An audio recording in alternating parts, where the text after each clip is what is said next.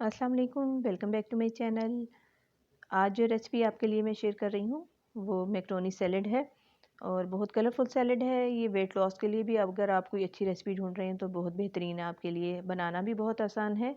Macaroni salad बनाने के लिए सबसे पहले मैंने खीरा ले लिया है, आधा उसको मैंने क्यूब्स में काट लिया है। इसके अलावा टमाटर एक, उसके बीज निकाल के उसको क्यूब में काट लिया है। 2 टेबलस्पून शिमला मिर्च शामिल कर दिए।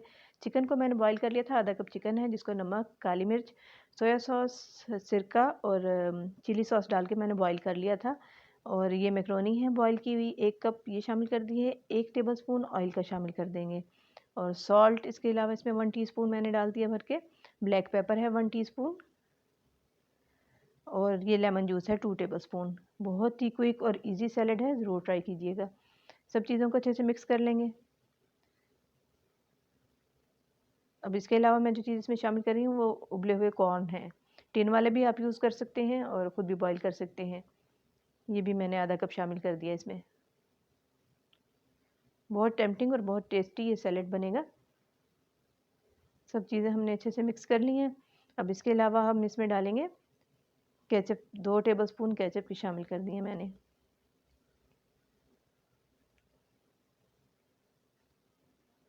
केचप के साथ हमने इसको मिक्स कर लिया है। अब इसको हम डिश आउट कर लेंगे और इसको चिल करके सर्व करेंगे। आई होप कि आपको ये सैलेड बहुत अच्छा लगेगा।